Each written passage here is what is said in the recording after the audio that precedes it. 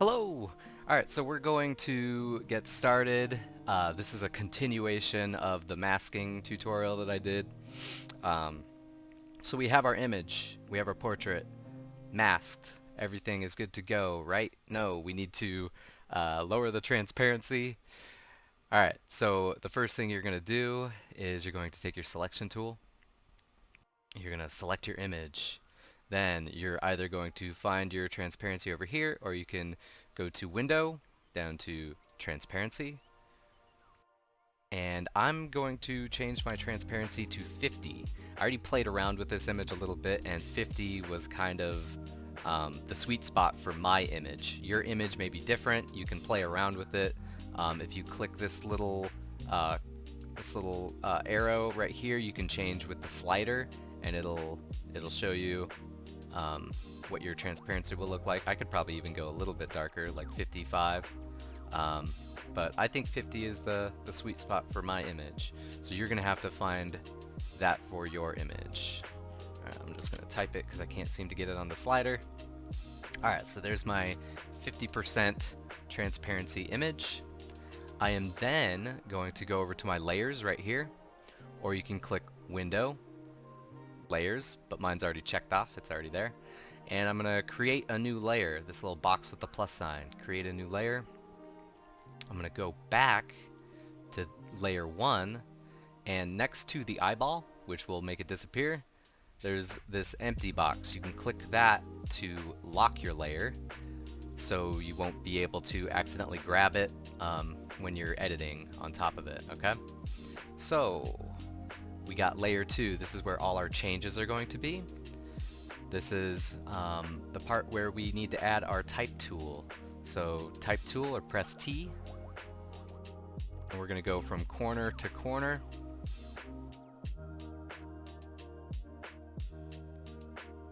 Just like so. It takes up our entire artboard. And this is where we're going to change our type. So you can go Window, Type, Character. But mine is already pulled up. Yours probably will also be pulled up as well. But we're going to change this to that Ascii regular. That download link is on the Canvas page. It's below this video or above it, all the way at the top. All you have to do is right-click Save As, or just click to download. It's different for everyone, it seems. So if you're having problems with that, let me know and we'll figure it out. We're going to change the type to 22 point. And we're going to change the leading. So this right here, the A with the two arrows, this is the leading of the type. This is the space between two rows of type. We're going to change this to 28 point. Alright, there we go. So 22 point, 28 point leading. The rest you don't have to change. That Ascii regular. And then we're going to get started. I'm going to do the first couple of lines. Go back to the selection tool, and we can press Control plus a few times, or just one time for me, just to get in on the image so you can see it a little bit better. Go back to the type tool, get back in that box. You can start pressing space because you're only focusing on your face and everything around your face. So I'm gonna do my headphones, my hair. But everything in the background I'm not really going to focus on at all. So if I press spacebar, I get to the top of my hair right here. So I'm just going to do a few forward slashes and maybe a parentheses to show that my hair is curving up there. And then I can press enter to get to the next line, press spacebar to go out again. I can do a forward slash here for my hair, maybe a couple forward slashes. Keep it interesting, let's go with some backslash and maybe some more forward slashes. I'm just trying to get some variation on my hair, and I don't know why my font switched back to Myriad Pro, so let's go back to that Ascii?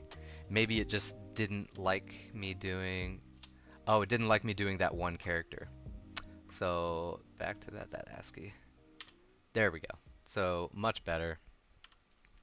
So if this font doesn't like a character that you're doing, it'll switch to a different character. So that's good that I just did that.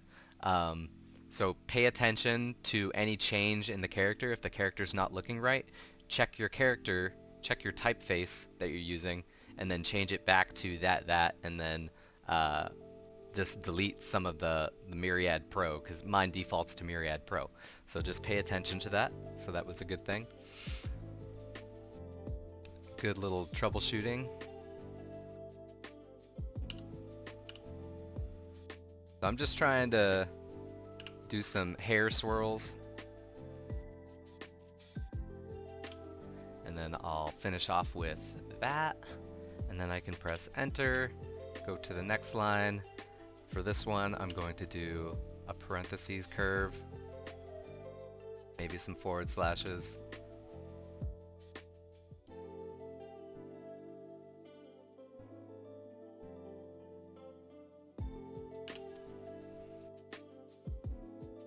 So I'm just trying to make my hair look a little interesting. And the cool thing about this, you can always go back, like once you finish like a good portion of it. So say I get down to here and I look back up and I'm like, I don't really like that part, so I'll go back and edit it. That's the cool thing about this. You can just go back to that specific spot and edit specific things. So in the next video, I'm going to go even further into the skin tone. I'll have the top of the hair, and then I'll go into the brow.